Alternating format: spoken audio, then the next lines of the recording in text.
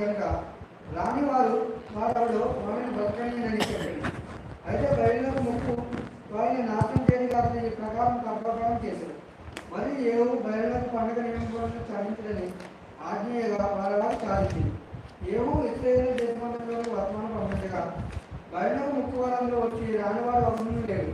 వారు వచ్చి బయలుగుడిలో ప్రవేశించగా ఎక్కడున్నా చోటు లేకుండా బయలుగురు ఈ తట్టు అరటి వరకు నిండిపోయాడు. అప్పుడప్పుడు వస్త్రశాల మీద ఉన్న అధికారులను పిలిచి బయలుదేరి మొక్కువారు అందరికీ వస్త్రములు బయటకు తెప్పించమని చెప్పగా వారు తెప్పించింది. ఏడుగురు రేఖాపు కుమారుడు ఏనరాబును బయలుగురిలో ప్రవేశించగా యోగభక్తుల్లో నేను ఇచ్చిన మీ అర్థం నుండి బయలులకు ముక్కువారు మాత్రమే ఉన్నట్లు జాగ్రత్త చేయని బయలులకు ముక్కువారు ఆజ్ఞించింది. బలును రాని బలు నడిపించి లోపల ప్రవేశించగా 80 మందిని బయట కావడానికి నేను మీ వశం చేసిన వారు ఎవరైనా తప్పించుకొని పోయినాడుగా వాని ప్రాణాలకు బదులుగా వాని ప్రాణాలను తీసినని వారితో చెప్పి దానివల్ల నడిపించిన సమాప్తి కాగా మీరు లోపల వచ్చి ఒకడైనా బయట రాకుండా వారిని చంపులని తన కాలవారితో అధిపతులతో చెప్పగా వారు అందరినీ అర్థం చేసి వెంబడి కావాలి వారు అధిపతులను వారిని బయట వేసి బయటకు ఉన్న పట్టణంలోకి పోయి బయటకులో నిలువ గ్రామాలను బయటకు తీసుకొచ్చి వారిని కాల్చేసి మరియు బయట పడిన గుడిని కింద పడగొట్టి దాన్ని కంటైనర్గా చేసింది. నేపథ్యం అది అలాగే ఉన్నది. ఈ ప్రకారం ఏవో బయలుదేరిన స్త్రీలను మన విద్య ఉండకుండా నాశనం చేసింది. అయితే స్త్రీలను వారు పాపం చేయడం నవాత కుమారుడైన యెరొబెయాము కారకుడైనట్లు ఏవో కూడా అందుకు కారకుడై. అంటే 10వ అధ్యాయంలో జరిగిన సంగతులు ఏంటంటే సోమ్రోన్లో ఆహాబుకు 70 కుమారులు ఉన్నారు. ఎవరైతే పెంచారో వారి చేత వాళ్ళని అర్థం చేయించాడు. అంటే వాళ్ళ తలలు తీయించేశాడు. మీకు అర్థమైనా అర్థమలేదు. వారి చేత తలలు తీయించేసిన తర్వాత ఏం చేశాడంటే ఒక బయలుదేవతకు సంబంధించిన వాళ్ళందరినీ కూడా నాశనం చేయటానికి 19వ వచనంలో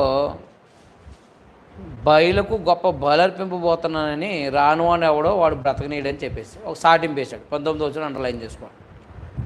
మీకు అర్థమైందా?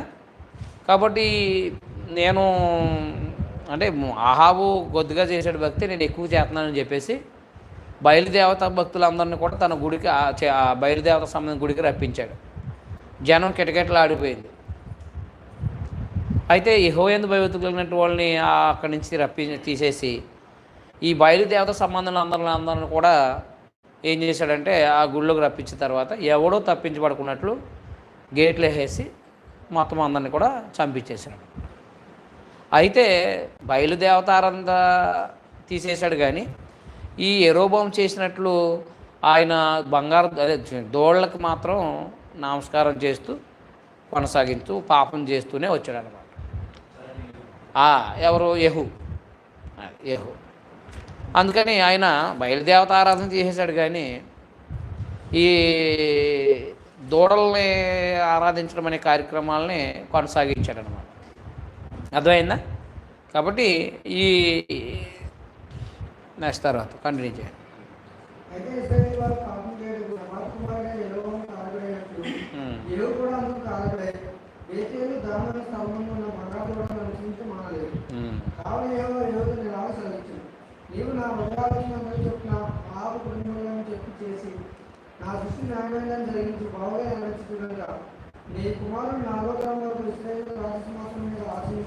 అది ఆశీర్వాదం ఆయనకి. అవునా? 4వ తరం వరకు అంటే 4 పిల్లలు 4వ తరం వారి వరకు పరిపాలన చేస్తారని చెప్పేసి చెప్పాడు. అంటే మరి బయలుదేవతారాధన తీసి పడేశాడు. అయితే యెరొబెయాము చేసిన పాపక్రియలు మాత్రం కొనసాగిస్తూనే వచ్చాడు. 4వ తరం వరకు ఆయన పరిపాలన కొనసాగుతుంది, అంటే ఆయన కుటుంబ పరిపాలన సాగుతుంది అని చెప్పాడు అన్నమాట. బిడ్డలు అన్నమాట. అర్థమైందా?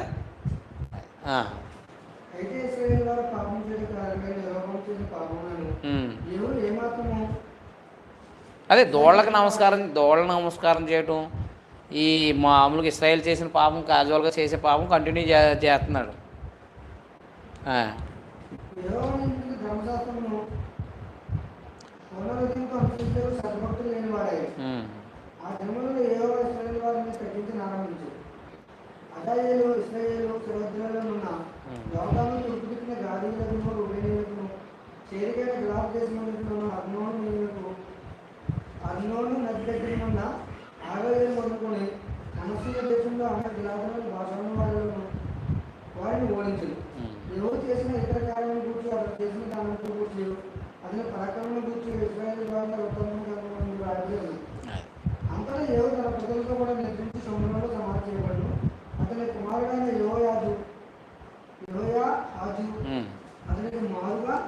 అది అండర్లైన్ చేయండి. అంటే ఇప్పుడు 10వ అధ్యాయంతో ఎవరి కుటుంబం సమూల నాశనం అయిపోయింది? ఆహాబు కుటుంబం. యెహూ కుటుంబం కొనసాగించబడుతుంది. యెహూ కుటుంబం కొనసాగించబడి 4వ తరం వరకు పరిపాలిస్తారని చెప్పడం. యెహూ మరణించాడు. తర్వాత యెహోయా ఆజు ఆ పరిపాలనలోకి వచ్చాడు అనమాట. అర్థమైంది కదా? 10వ అధ్యాయంలో అహాబు కుటుంబీకులు సమూల నాశనం చేసి, బయలుదేవత ఆరాధికులందరినీ కూడా సమూల నాశనం చేసి, సమూల నాశనం చేయుట అని మీరు ఆజు 2వ గ్రంథం 10వ అధ్యాయంలో రాసుకోండి. కానీ యెరోబోము చేసిన పాపం కొనసాగించాడు తోటను పూజించడం ద్వారా.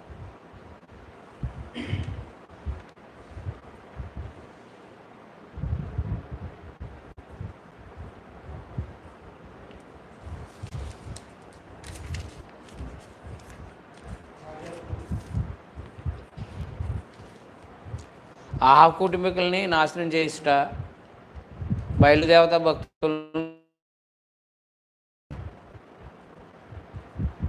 ఆహాబు కుమారుల్ని, బయలుదేవత భక్తులందరినీ కూడా నాశనం చేయుట.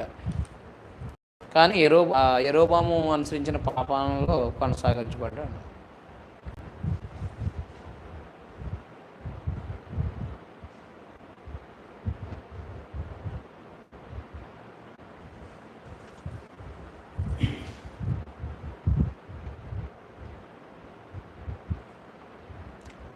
పదకొండవ అధ్యాయం.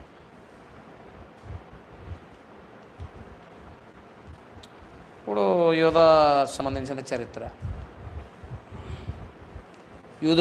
యూదాకు సంబంధించింది. యూదా దేశంలో తన కుమారుడు చనిపోయాడని అతలే లేచి తన కుమారుడు యొక్క కుమారులను అందరినీ చంపించేసి తుండగా యావాస్ని తప్పించాడనమాట.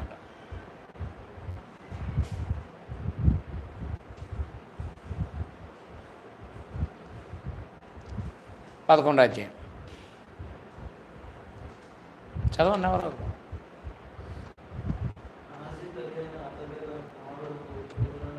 ఎవరు అక్కడ చంపాడు కదా, యెహూ చంపాడు కదా, తరిమి చంపాడు కదా, అదనమాట. అది యోధారాజు అనమాట. అతను వీళ్ళిద్దరూ బంధువులు అనమాట. ఇశ్రాయేల్ రాజు యోధారాజాల్లో బంధువులు.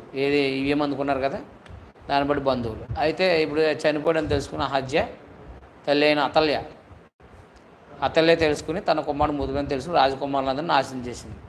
అంటే తన మనవలందరినీ చంపేసింది. అందులో యావాసు తప్పించబడ్డాడు.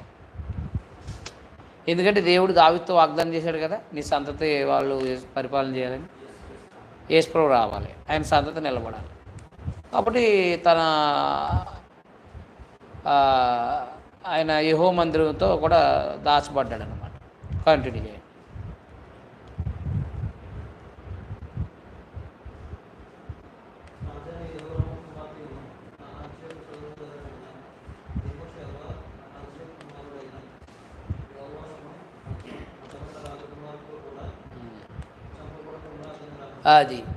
అది అంటే అహజ్య కొడుకుల్లో కొడుకు చంపకూడకుండా కాపాడింది.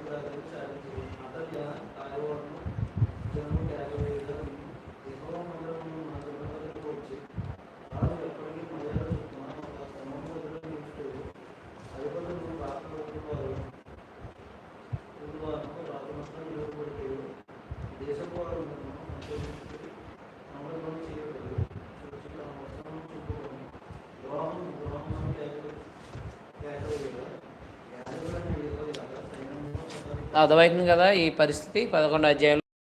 ఇప్పుడు యోధరాజు అతను చేయబడ్డాడు యెహూ చేత. ఆ సంగతి విని అతను ఏం చేసిందంటే తన ఏలుబడి కోసం తన బిడ్డలను, అంటే అపవాది సంబంధించింది కాబట్టి మొత్తం యోధా సంబంధం చంపేస్తే రాజరికం అంతా నాదే అని చెప్పేసి ఆలోచన చేసి బిడ్డలను చంపేసింది. కానీ అందులో యెహోవాషు తప్పించబడ్డాడు. దేవుడు సహోదరి, రాజు యొక్క సహోదరి ఏం చేసిందంటే అతను తప్పించింది చంపబడకుండా. అర్థమైన తప్పిస్తే ఆయన ఈ దేవాలయంలో యెహోయోధ అనే యాజకుడు, ప్రధాన యాజకుడు పోషించి జాత కాపాడు ఆయనకి పట్టాభిషేకం చేశారు. ఏం చేశారు? రాజుగా పట్టాభిషేకం. ఈ సంగతి తెలుసుకుని అతల్య ద్రోహం ద్రోహం ద్రోహం అని అరిసిందనమాట. ఆవిడే ద్రోహం చేసి మళ్ళీ ద్రోహం ద్రోహం అని పిలిచి చూసారా, ఆవిడే ద్రోహం చేసి ఆవిడే ద్రోహం ద్రోహం అని పిలిచిందన్నమాట. ఇలాంటి స్త్రీలు ఉంటారు, ద్రోహం చేసి ద్రోహం ద్రోహం చేశాడు ఆయన. అతలే లాంటి వాళ్ళు ఉంటారనమాట. అవుతుంది కదా. కాబట్టి యోవాషు రాజుగా స్థిరపడ్డాడు. అప్పుడు యెహూ కాలంలోనే రాజు అయ్యాడు. యెహూ కాలం నాటికే ఏమయ్యాడైనా రాజు అయ్యాడని మనకు 12 అధ్యాయంలో తెలియజేస్తాడు. కంటిన్యూ చేద్దాం.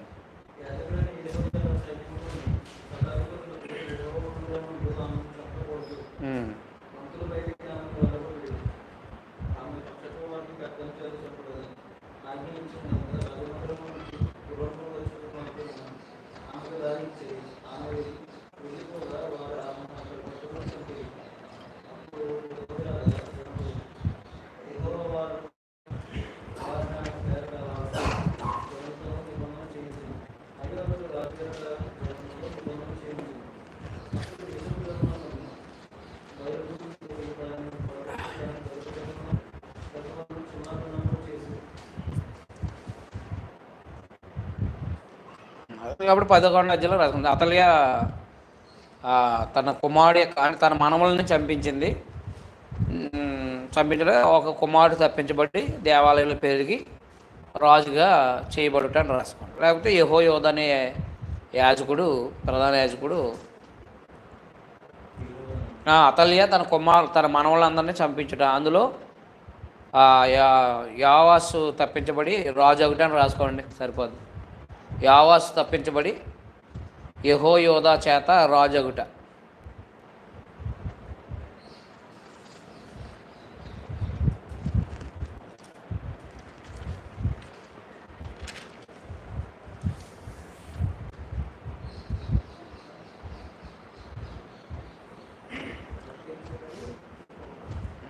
తప్పించబడి రాజు ఒకటి అని రాసుకోండి, అంతే సింపుల్గా.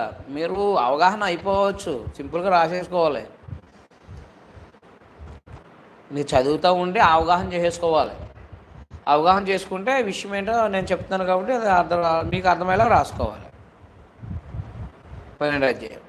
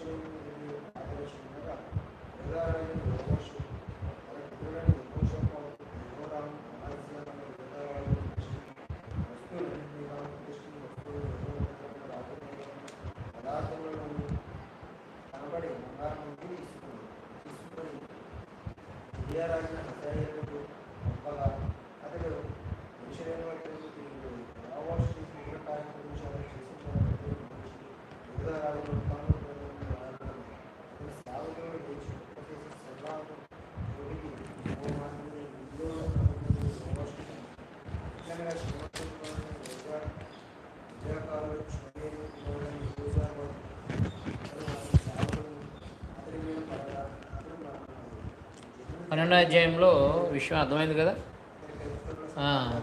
అతను పాతిపెట్టి అతను కుమారుడు ఆ మధ్యకి అతను మారుగా రాజయ్యాడు. ఆ హత్యకి అతను మారుగా రాజయ్యాడు.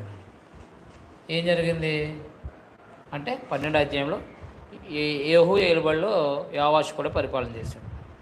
పరిపాలించినప్పుడు ఏం చేశాడంటే మందిరాన్ని బాగు చేయించాడు, దేవాలయాన్ని బాగు చేయించాడు. మీకు అర్థమైందా? దేవాలయాన్ని బాగు చేయించి దేవాలయం బాగు చేసిన తర్వాత ఆయన సిరియా రాజు అయిన అజాయలేదు గాతు పట్టణం మీద పోయి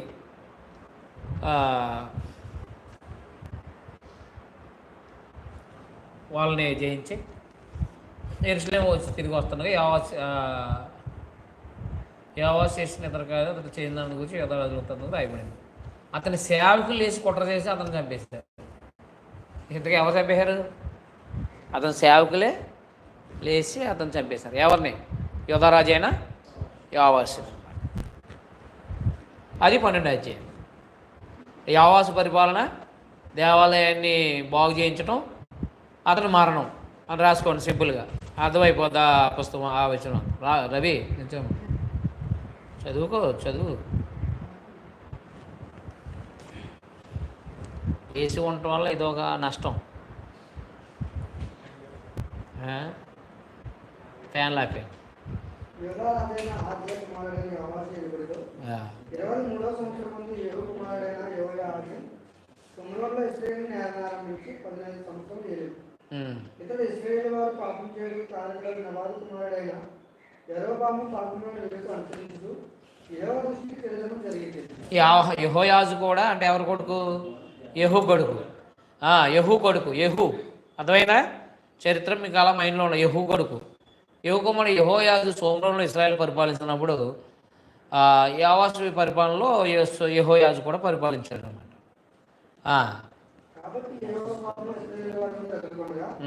ఆయన సిరియా రాజైన అజాయేలు దినములను అజాయేలు కుమారుడైన బెన్హదదు దినములను సిరియా రాజు అనమాట. అయితే యెహోవాను ఏర్పడగా యెహోవా సిరియా రాజు చేత బాధలను ఇశ్రాయేలు వారిని కనికరించి అతని మనను అంగీకరించాడు. కావున యెహోవా ఇశ్రాయేలు వారిని అనుగ్రహింపగా అతని చేత ఇశ్రాయేలు వారు సిరియాలో వలస నుండి తప్పించుకొని ముందుకు వరే స్వస్థానంలో పాపం ఉండేది. అయినా ఇశ్రాయేలు వారు పాపం చేయడం కారణంగా యెరొబాము ప్రేమికులు చేసిన పాపం వారు విడవక వారిని అనుసరిస్తూ వచ్చింది. అంటే దేవత అంటే ఎలాగ దూడలను పూజంతా వచ్చారనమాట. అది మరియు ఆ దేవత స్తంభంలో సముద్రంలో నిలిచి ఉండేది. రోజుల్లోని 50 మంది, రథములలో 10, కాళ్ళలో 10,000 మంది మాత్రమే యెహోయాహాజు దగ్గర ఉండేది. మిగిలిన వారిని సిరియా రాజు దొరకొట్టిన ధూళి వలె నాశనం చేసింది. యెహోయాహాజు చేసిన ఇతర కార్యములను గురించి అతను చేసినందరిని గురించి అతని పరాక్రమములను గురించి ఇశ్రాయేలు వారి వృత్తాంత గ్రంథములో రాయబడింది.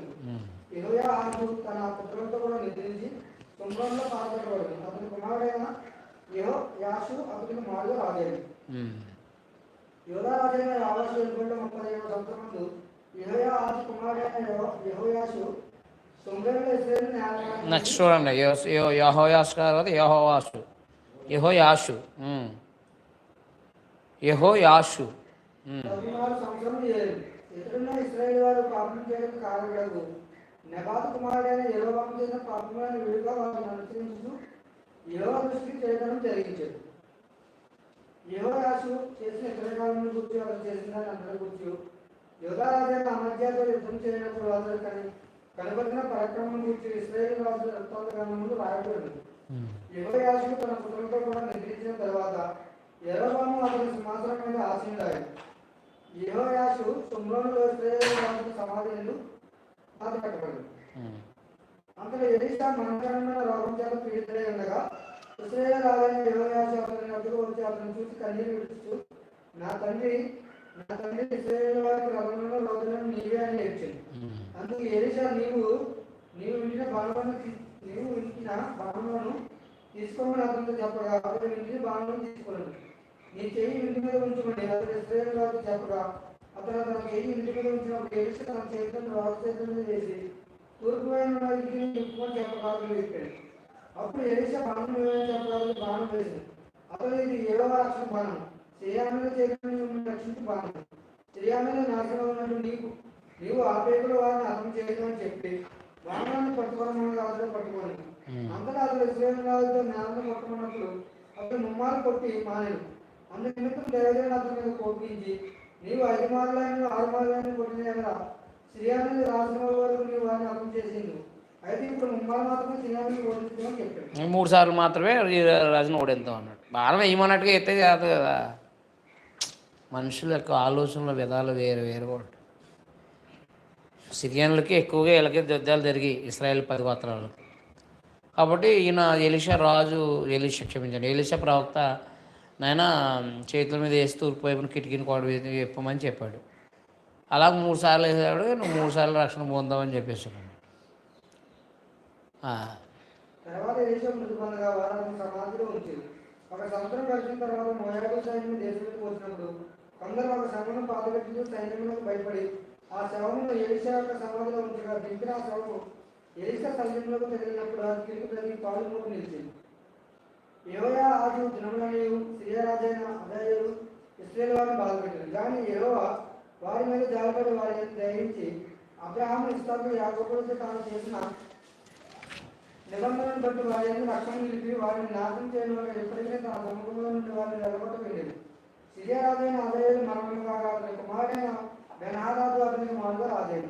అంతలో యెహోయాహాజు కుమారుడైన యెహోయాషు హజాయేలు కుమారుడైన బెన్హదదును తన తండ్రి అయిన యెహోయాషు చేతిలో నుండి యుద్ధమందు పట్టుకుని పట్టణంలోని మరలా తీసుకుంది. యెహోయాషు అతని ముమ్మారు జయించి ఇశ్రాయేలు పట్టణంలో మరలా వసపరుచుకుంది.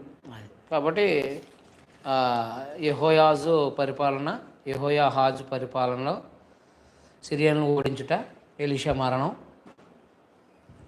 యెహోయాషు కుమారుడు పరిపాలన, యెహోయాషు పరిపాలన.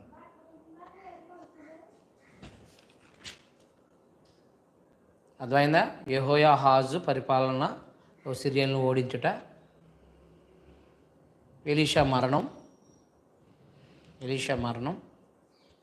తర్వాత యెహోయాహాషు పరిపాలన, తన కుమారుడైన యెహోయాషు పరిపాలన. ఎలీషా మరణం, యెహోషు పరిపాలన అంతే. యెహోయాజు పరిపాలనలో సిరియన్లు ఓడించుట, ఎలీషా మరణం, యెహోయాహాజు కుమారుడని యెహోయాషు కుమారుడు పరిపాలన కొనసాగింపు చేయటాన్ని రాసుకోండి.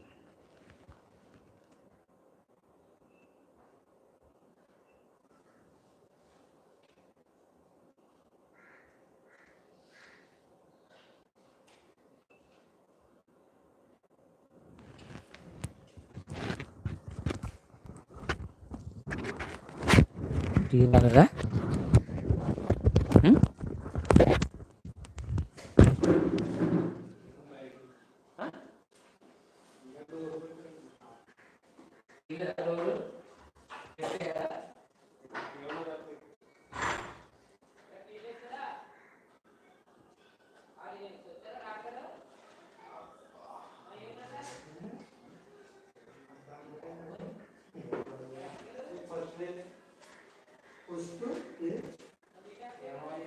యెహోయాహాజు పరిపాలన సిరియన్లను ఓడించుట, ఎలీషా మరణం, తర్వాత ఆయన కుమారుడు యెహోయాషు పరిపాలన.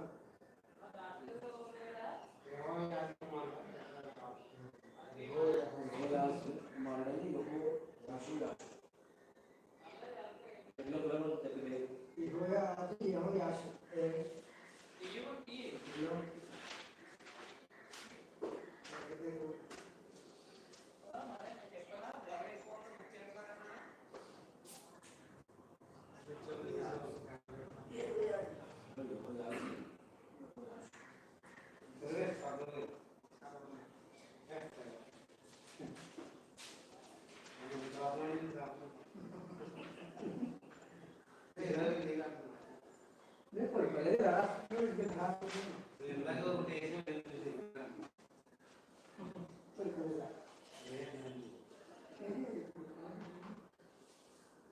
అవునా?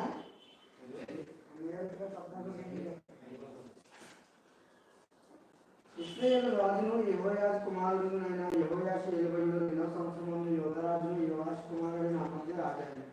అతడు యాజకారంలో 25 ఏళ్ల వాడే యెరూషలేము నుండి 29 సంవత్సరములు ఏలు. అతని తల్లి యెరూషలేము కాపురస్తురాలైన యెహోయాదాను. ఇతడు తన పితరుడైన దావీదు చేసినట్టు చేయకపోయినాను యెహోవా దృష్టికి నీతిగల వాడే తన తండ్రి అయిన యావాషు చేత ప్రకారం చేశాడు. అయితే అతడు ఉన్నత స్థలంలో కొట్టివేయలేదు. జనులు ఇంకా ఉన్నత స్థలంలో బలు నడిపించి రూపం వైపు ఉండేది. రాజమల దాన్ని స్థాపించబడిన తరువాత రాజుకు తన తండ్రిని చంపిన తన సేవకులను అతడు అతను చేయించాడు. అయితే కుమారుల దోషం బట్టి తండ్రులకు మరణశిక్ష విధింపకూడదు, తండ్రుల దోషం బట్టి కుమారులకు మరణశిక్ష విధింపకూడదు. ఎవరి పాపం నిమిత్తం వాడే మరణశిక్ష ఉండదు అని మోసే రాసిన ధర్మశాస్త్రం నుండి యెహోవాకి ఆజ్ఞను బట్టి ఆ నరాంతర పిల్లలను అతడు అతను చేయలేదు. మరియు ఉప్పు లోయలో అతడు యుద్ధం చేసి ఎదోమీలలో 10,000 మందిని అతను చేసి శలాను పట్టణంలో పట్టుకుని దానికి యోక్తాయేలని పేరు పెట్టింది. నేటి వరకు దానికి అదే పేరు.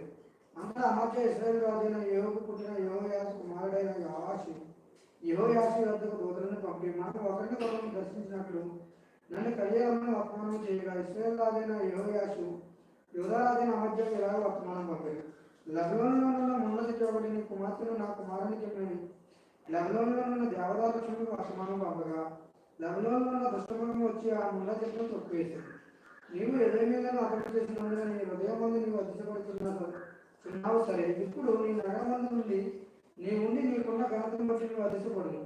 నీవు మాత్రము కాక నీతో కూడా యోధావాలను కూడినట్టుగా నీవెందుకు అపాయంగా దిగుదు అని చెప్పినాను. అమజ్యా విననందున ఇశ్రాయేలు రాజైన యెహోయాషు బయలుదేరి యోధా సంబంధమైన బెత్షెమెషు పట్టణం దగ్గర తానును యూదా రాజైన అమజ్యాయు కలుసుకొనగా యూదా వారి ఇశ్రాయేలు వారి ఎదుట నిలవలేక అజయ ముందు అందరూ తమ తమ గుడారములకు పారిపోయారు. మరియు ఇశ్రాయేలు రాజైన యెహోయాషు అమజ్యాకు పుట్టిన యోవాషు కుమారుడైన అమజ్యా అను యూదారాజును బెత్షెమెషు దగ్గర పట్టుకుని యెరూషలేముకు వచ్చి ఎఫ్రాయిము గుమ్మము మొదలుకొని మూల గుమ్మం వరకు యెరూషలేము ప్రాకారం 400 మూరల పొడవున పడగొట్టిను. మరియు యెహోవా మందిరమందు నాజనగరమందు కట్టబడిన బంగారమును వెళ్ళి మొదలైన శాస్త్ర వస్తువులను పట్టణస్థులలో కుదురుపెట్టిన వారిని తీసుకుని సుమ్రేనికి వచ్చింది. యెహోయాషు చేసిన ఇతరగాలను కూర్చి అతని పరాక్రమను కూర్చి యూదారాజుల అమజ్యాతో అతను చేసిన యుద్ధమును కూర్చి ఇశ్రాయేలు రాజుల ఉత్పన్న గ్రంథమందు రాయబడి ఉన్నది. అంతటా యెహోయాషు తన పితరులతో కూడా నిద్రించి సొమ్రంలో ఇశ్రాయేలు రాజు సమాధిని పాల్గొట్టబడి అతని కుమారుడైన యరొబాము అతనికి మారుగా రాజైంది. యూదా రాజైన యోవాషు కుమారుడైన అమజ్యా ఇశ్రాయేలు రాజైన యెహోయాషు కుమారుడైన యెహోయాషు మరణమైన తరువాత 15 సంవత్సరములు బతికాడు. అమజ్యా చేసిన ఇతర కార్యముల గురించి యూదా రాజుల ఉత్పన్న గ్రంథములు రాయబడి ఉన్నది. అతని మీద యెరూషలేములో జనులు కుట్ర చేయగా లాకీషు పట్టణానికి పారిపోయింది. కానీ వారు లాకీషునకు వెళ్ళిన అతని వెంట కొందరిని పంపిణీ. వారు అక్కడ అతను చంపి గుర్రముల మీద అతని శవమును యెరూషలేముకు తెప్పించి దావీదు పురమున అతని పితరుల సమాధిలో పాతిపెట్టింది. అప్పుడు యూదా జనులందరూ 14 సంవత్సరాల వారైన అజర్యాను తీసుకుని అతని తండ్రి అయిన అమజ్యాకు బదులుగా పట్టాభిషేకం చేసింది. ఇతడు రాజైన తన తండ్రి పితరులతో నిద్రించిన తర్వాత యాలాతో పట్టణమును బాగు కట్టించి యూదా వారికి దాన్ని మరలా అప్పగించింది.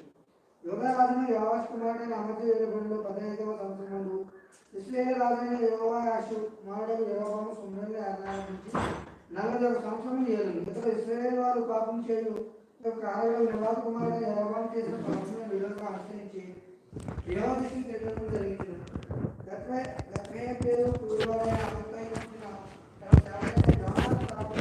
అండర్లైన్ చేయండి. ఇప్పుడు మన ప్రవక్త ఎంటర్ అయ్యాడు. అవునా? ఈయన అసూరుకి ముఖ్యపట్టణమైన నీనివేకి సందేశాన్ని అందించాడు అన్నమాట. అర్థమైందా? ఏ రాజు కాలంలో ఏ ప్రవక్త పనిచేశాడు అనేది మనకు అవసరం అన్నమాట. ఇప్పుడు ఏ రాజు కాలంలో ఏ ప్రవక్త పనిచేశాడంటే ఇప్పుడు ఇశ్రాయేల్కి 14 అధ్యాయం ఇశ్రాయేల్ రాజు యెహోయాషు కుమారుడు యెహోయాషు పరిపాలనలో ఈ పరిపాలనలో ఆయన తర్వాత అమజ్యా ఇశ్రాయేల్ రాజుని యెహోకు పుట్టిన యెహోయాషు కుమారుడు యెహోయాషు దూతలు పంపించాడు. అంటే 17వ వచనంలో యోధారాజుని యోవాషు కుమారుడైన అమజ్యా ఇశ్రాయేల్ రాజుని యెహోయాషు కుమారుడు యెహోయాషు మరణమైన తర్వాత 15 సంవత్సరాలు బ్రతికాడు. అమజ్యా చేసిన ఇతర కార్యాల గురించి యోధారాజు వృత్తాంత గ్రంథం రాయబడింది. అంటే అమజ్యా అంటే యోవాషు కుమారుడు అమజ్యా కూడా చనిపోయాడు 14 అధ్యాయంలో. తర్వాత రాజు ఎవరయ్యారు? అమధ్య మరణమైన తర్వాత రాజు ఎవరయ్యారు? ఆ, ఆ, అమధ్య యోధరాజు. అర్థమైంది? అమధ్య ఎవరో 18 వచ్చిన చూడండి. అమధ్య చేసిన ఇతర గురించి యోధరాజు వస్తుందని రాయమండి. అతని మీద యెరూషలేములో జనులు కుట్ర చేయక అతను లాకీష్ పట్టణానికి పారిపోయి, కానీ లాకీష్ను వెంట అందరినీ పంపించారు. గుర్రాలను అతను చంపి గుర్రాల మీద అతని శవాన్ని యెరూషలేం తెప్పించి దావీదుపురంలో అతను పితల సమాధిలో పాతిపెట్టారు. అప్పుడు యోధా జనులందరూ 14 సంవత్సరాలు వాడిన అజర్యాను, అంటే ఉజ్జియా అనమాట. అజర్య అంటే ఉజ్జియా. అజర్య అంటే ఎవరు?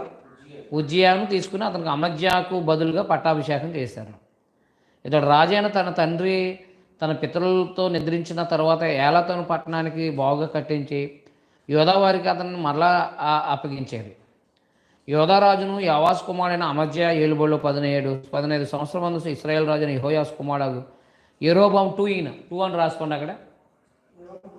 యెరోబాము 2 ఈయన. యెరోబాము లేకపోతే ఎక్కడో మొదటి రాజులను 12 అధ్యాయంలో ఉన్నవాడు ఇక్కడ ఎందుకు వస్తాడు? యెహోయాషు కుమారుడు యెరోబాము. ఈ యెరోబాము 2 అనమాట రాసుకోండి. ఇతడు ఇశ్రాయేల్ వారిని పాపం చేయుటకు కారకుడు నెబాతు కుమారుడు యెరోబాము చేసిన పాపాలను విడవక అనుసరించి యెహోవా దృష్టికి నడిచాడు. ఆ సమయంలో ఆయన యోనా పనిచేశాడు అనమాట. యోనా అంటే పావురం అని అర్థం. యోనా అంటే పావురం అని అర్థం అనమాట. యోనా అంటే పావురం అని అర్థం. హీబ్రూలో యోనా అంటే యోనా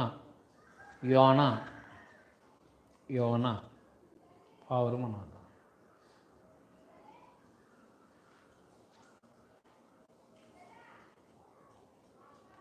కాబట్టి గత్పెహేరు ఊరు వాడిన అమిత్తయ్య పుట్టిన తనకు సేవకుడైన యోనాను ప్రవక్త ఇశ్రాయేలుకు దేవుడు యెహోవా సెలవిచ్చిన మాట చెప్పున ఇతడు అమాదు పోవునకు మార్గం మొదలుకుని మైదానం సముద్రమునకు ఇశ్రాయేల్ వారికి సరిహద్దును మరలా స్వాధీనం చేసుకొని అటు ఈయన ఇశ్రాయేల్కి ప్రవచించాడు. అలాగే నినివే పట్టణానికి కూడా ప్రవచించాడు అన్నమాట. నినివే పట్టణానికి కూడా ఏం చేశాడు? ఆయన ప్రవచించాడు అనమాట. అది విషయం. అర్థమైందా? అర్థం లేదా? అప్పుడు యోనా గ్రంథం అని హెడ్డింగ్ పెట్టాం.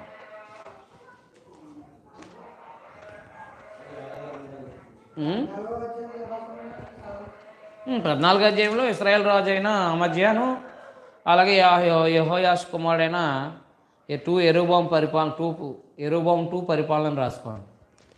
వీళ్ళ కాలంలోనూ ఓషియా, ఆమోసు, అర్థమైందా, యెషయా, ఇర్మియా, మీకా వీళ్ళందరూ ప్రవచించారనమాట. ఇప్పుడు మనం అందరం ఈ ప్రవక్తల గ్రంథాలన్నీ స్టడీ చేస్తాం అన్నమాట. ఇక్కడి నుంచి అది విషయం. ఏ ప్రవక్త పేరు వస్తే ఆ ప్రవక్తను మనం ఏ రాజు కాలంలో ఏ ప్రవక్త పనిచేస్తాడో ఆ ప్రవక్త యొక్క పుస్తకాన్ని చదువుతాం అన్నమాట ఇక్కడ ఈ రాజుల గ్రంథాల్లో.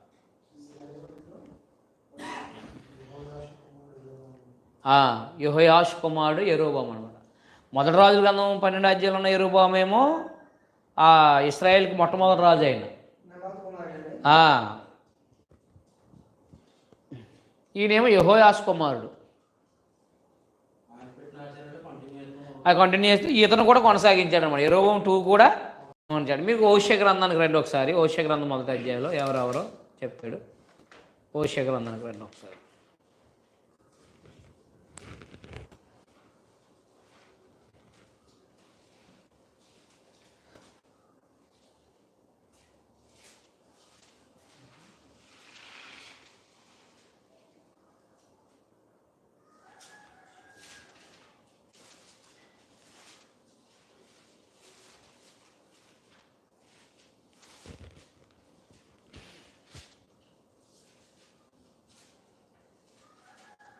మొదటి అధ్యాయం మొదటి నుంచి చదవండి.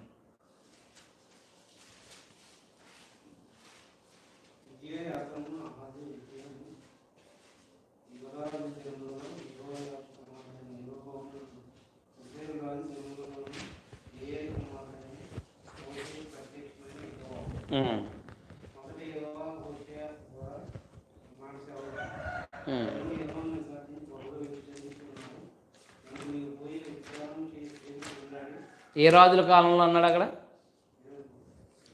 యెరోబాము అనమాట 2 అనమాట. ఇప్పుడు చదవం కదా ఇక 14 అధ్యాయంలో ఆ కాలంలోనే అనమాట. అంటే ఆ కాలంలోనే యోనా తర్వాత ఇశ్రాయేలు ప్రవక్త పనిచేసిన ఆయన ఎవరనమాట? హోషియా పనిచేశాడు. తర్వాత ఆమోసు పనిచేశాడు. ఆమోసు కూడా మొదటి అధ్యాయం మొదటి వచనాలు చదవండి.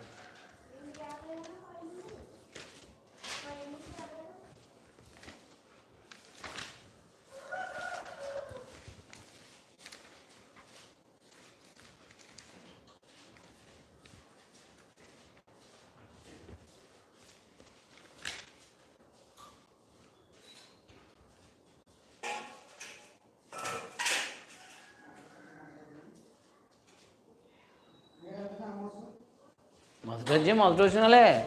ఎవరు పరిపాలనలో ఈ ఉజ్జయ అంటే అజర్య కదా, అక్కడ చదివాం కదా. ఉజ్జయ దినాల్లో అది యెహోయాషు కుమారుడు. చూసారా అడ్రస్, యెహోయాషు కుమారుడు. అది తెలియకపోతే యెరొబోము ఎవరో తెలియదు మళ్ళీ మీకు. అది యెరొబోము 2 అంటారు, ఎందుకంటే నెబాతు కుమారుడు వేరు, యెహోయాషు కుమారుడైన యెరొబోము వేరు. మీకు అర్థమైందా విషయం? మొదటి రాజు కదా 12వ అధ్యాయంలో ఇశ్రాయేలు మొట్టమొదటి రాజు అయిన నెబాతు కుమారుడైన యెరొబోము వేరు, ఇక్కడ యెరొబోము యెహోయాషు కుమారుడైన యెరొబోము. అదని తెలియాలి, అదని తెలితే చదవాలి. ఈ కాలంలో ఈయన ప్రవక్తలు ఏం చేశారనమాట ఇశ్రాయేలీలకి? యోనా, హోషేయ, ఆమోసు. ఇప్పుడు మనం వీళ్ళ కాలంలో మనం ఈ 3 పుస్తకాలని స్టడీ చేయాలన్నమాట. ఈ 14, 16, 17 అధ్యాయంలో వీళ్ళు అసూరు చెరకు వెళ్ళిపోయారు, నినివే పట్టణానికి చెరకు వెళ్ళిపోయారు. అంటే రాజులు ఎలా ఉన్నారో, ప్రజలు ఎలా ఉన్నారో ప్రవక్తల గ్రంథాలు ఏం తెలుస్తుంది మనకి? ప్రజల స్వభావం ఎలా ఉందో తెలుస్తుంది, ఏం పాపం చేశారో తెలుస్తుంది. అదే ఆ పాపాన్ని కలగబోయే శిక్ష ఏంటో కూడా దేవుడు తెలియజేస్తాడు ప్రవక్తల గ్రంథాలు. అందుకని ఆ ప్రవక్తల గ్రంథాలను అలా అర్థం చేసుకోవడం ద్వారా, మనం గ్రహించడం ద్వారా మన జీవితంలో కూడా మనం ఏ తప్పు చేయకుండా ఉంటే, ఏ తప్పు చేస్తే ఎలాంటి శిక్ష అనుభవిస్తామో అందులో తెలుస్తుంది. ఆ తప్పుకి వెళ్ళకుండా ఉంటే ఆ శిక్ష మనం అనుభవించకుండా ఉంటాం. సీతాగండి 17వ అధ్యాయంలోకి వెళ్ళిపోయారు కదా. ఆమోసు లాస్ట్ ప్రవక్త వీళ్ళకి, ఇశ్రాయేల్కి. యెషయా కూడా ప్రవచించాడు. యెషయా కూడా ఎక్కువ యోధా గోత్రానికి, యెరూషలేము వాళ్ళకి, కానీ ఇశ్రాయేల్ కోసం కూడా చెప్పాడు అనమాట.